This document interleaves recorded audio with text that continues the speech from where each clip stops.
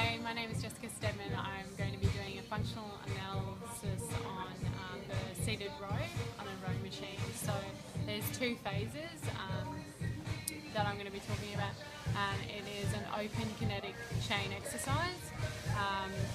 So there's obviously the arm pull and the leg push phase, which is quite involved. And then we've got the return phase to start position. So now I'll show you how to do it, and then I'll tell you what's happening when.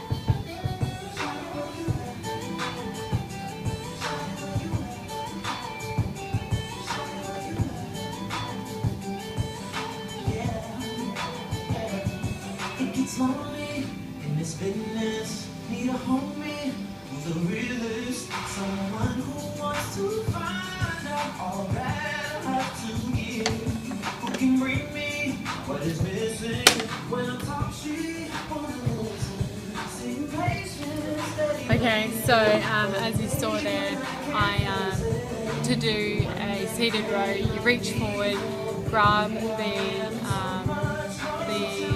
the bars in front of you, and obviously your hips and your knees are in flexion, and you've got plantar flexion happening at the ankle, and then you push concentrically with your through your thighs, and pull with your arms. And then obviously you saw the returning phase, which obviously is the second phase. So what happens, I'm going to talk to you about the muscles now. So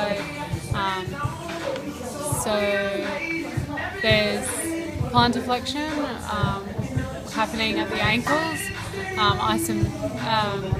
flexion, which is concentric, and it's the soleus and the gastrocnemius happening there. And then we've got at the knee, we've got rectus femoris, vastus medius, vastus intermedius, and vastus lateralis, concentrically contracting from flexion to extension. And then at the hip, we've got the hip is already in flexion, and so we're using our gluteus maximus, semimembranosus, semitendinosus, and biceps femoris, concentrically contracting and extending when we push back. And in our arms, we've got isometric contraction happening in the hands, so they're in flexion. So we've got flexor carpi radialis, flexor carpi ulnaris, flexor pollicis longus, palmus longus, and flexor digitorum superficialis, flexor digitorum profundus, and then at the elbow we've got flexion, so there's the biceps brachioradialis and brachialis. So and then at the shoulder joint we've got extension, and the prime movers there is latissimus dorsi, teres major, teres minor, infraspinatus, posterior deltoid, and then in the shoulder girdle we've got adduction, adduction, depression, and downward rotation. Trapezius, the muscles that are used in the trapezius, rhomboid, and pectoris minor. So that is the first phase, arms and legs of the arm pull and leg push phase of the seated row.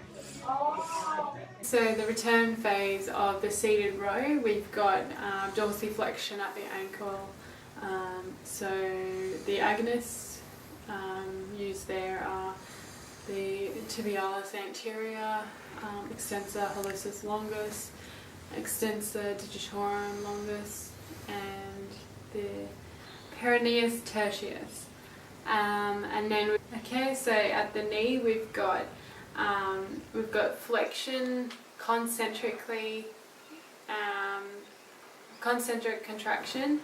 So that's the biceps femoris and semimembranosus, semitendinosus.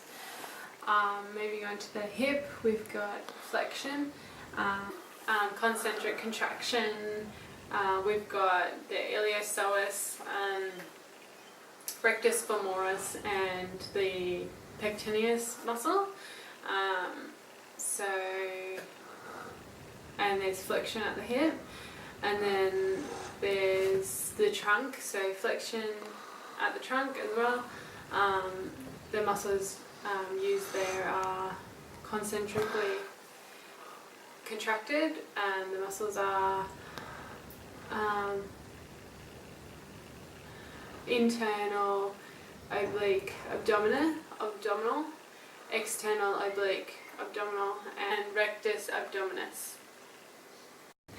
Alright, so and with the shoulder girdle we've got abduction, upward rotation and elevation, and we've got eccentric contraction at that joint, and the muscles, the agonists are